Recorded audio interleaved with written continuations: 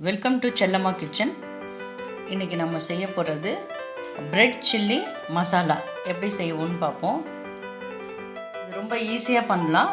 இதுக்கு நான் ஒரு 8 ஸ்லைஸ் பிரெட் எடுத்து வச்சுருக்கேன். அதுக்கு தேவையான பொருட்கள் என்னன்னு பார்ப்போம். 2 ஆனியன் ரொம்ப பொடியாக கட் பண்ணி வச்சுருக்கேன். ஒரு மீடியம் சைஸ் தக்காளி, கொஞ்சம் கருவேப்பிலை, பூண்டு ஒரு 4-5 பூண்டு சின்னதாக கட் பண்ணி வச்சுருக்கேன். இஞ்சி ஒரு சின்ன துண்டு, அதுவும் பொடியாக கட் பண்ணி வச்சுக்கணும்.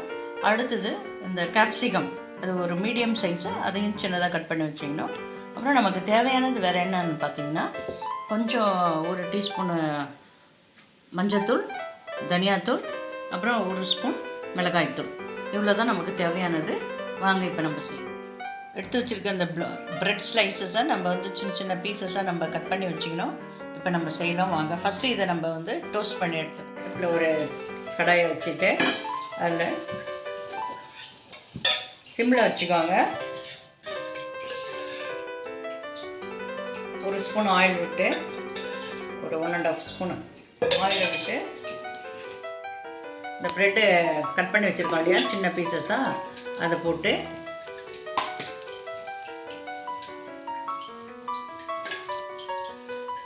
நல்லா டோஸ்ட் பண்ணி எடுத்துக்கலாம். ப்ரெட்டு பீசஸ் டோஸ்ட் பண்ணியாச்சு. இப்போ நம்ம அடுப்பை ஆஃப் பண்ணிவிடுவோம். ஆஃப் பண்ணிவிட்டு வேறு பிளேட்டுக்கு மாற்றிடுவோம். அடுப்பில் கடாயை வச்சுட்டு சட்டி காஞ்சதும் ஒரு 2 ஸ்பூன் எண்ணெய் வச்சுக்கோங்க. 2ன்றது கொஞ்சம் உங்களுக்கு தேவையான அளவுக்கு எண்ணெய் ஊற்றிட்டு கொஞ்சம் இந்த சின்னதாக கட் பண்ணி வச்சுருக்கேன் பூண்டு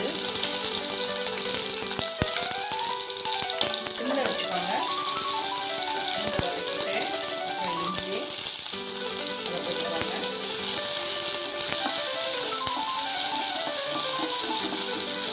நல்லா வதக்கிட்டு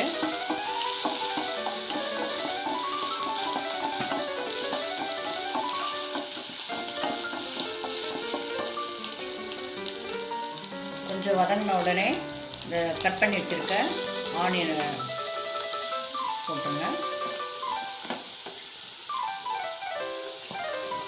ஆனியனும் சேர்த்து நல்லா வதக்கிக்கோங்க. ஆனியன் நல்லா ப்ரௌன் ஆகணும், அதனால் நல்லா வதக்கிக்கோங்க.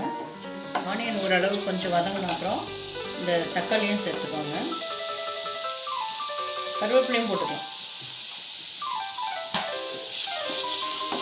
இதுவும் நல்லா வதங்கட்டும்.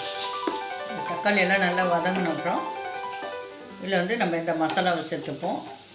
கொஞ்சம் மஞ்சத்தூள், அப்புறம் கொஞ்சம் தனியாத்தூள், 1 ஸ்பூன் மிளகாத்தூள் வச்சுருந்தோம் இல்லையா, அதை நம்ம சேர்த்து நல்லா நம்ம மிக்ஸ் பண்ணி விட்டுப்போம்.